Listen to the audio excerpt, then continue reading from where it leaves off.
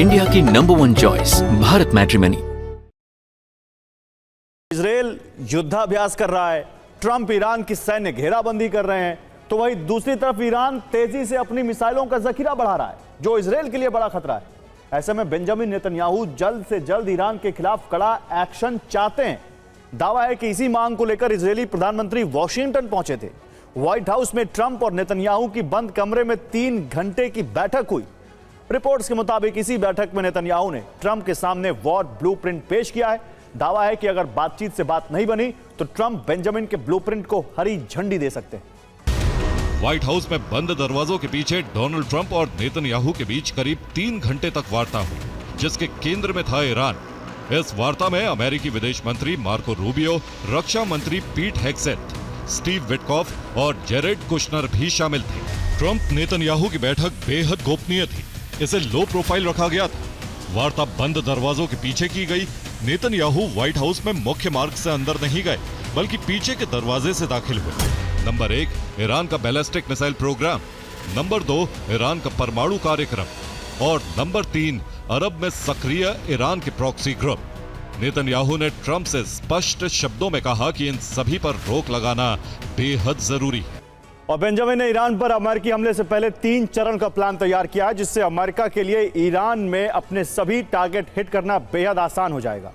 पहले चरण में इजरायल की खुफिया एजेंसी मोसाद जिम्मा संभालेगी। मोसाद के जासूस ईरान के डिफेंस सिस्टम को निष्क्रिय कर देंगे। दूसरे चरण में आईडीएफ एक्शन में आएगी।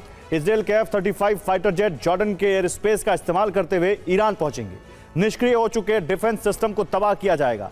साथ ही अलग अलग लोकेशन पर मौजूद ईरान के मिसाइल लॉन्चर तबाह किए जाएंगे, ताकि ईरान ना तो अपनी सुरक्षा कर सके और ना ही पलटवार कर सके। इसके बाद तीसरा चरण शुरू होगा, जिसमें आईडीएफ के साथ यूएस एयरफोर्स भी शामिल होगी। ईरान की सैन्य इमारतें, प्रमुख मिलिट्री हेडक्वार्टर, मिसाइल फैक्ट्रियां और परमाणु ठिकानों को निशाना बनाया जाएगा, जिससे ईरानी सेना का आत्मबल टूट जाएगा और अमेरिका की सेना मन मुताबिक ईरान में अपने लक्ष्यों को हासिल करेगी। ईरान पर कोई ठोस फैसला नहीं हुआ, सिवाय इसके कि मैंने जोर दिया कि ईरान के साथ बातचीत जारी रखी जाए। देखते हैं कि कोई डील हो पाती है या नहीं। को हमारी मिसाइल क्षमता पर चर्चा का कोई अधिकार नहीं है। यह हमारी सुरक्षा के लिए बेहद ज्यादा जरूरी है और ईरान बैलिस्टिक मिसाइलों पर कोई समझौता नहीं करेगा। दरअसल ईरान तेजी से अपने बैलिस्टिक मिसाइल के जखीरे को बढ़ा रहा है। इजरायली रिपोर्ट के मुताबिक बहुत जल्द ईरानी बैलिस्टिक मिसाइलों का जखीरा 2000 तक पहुंच सकता है।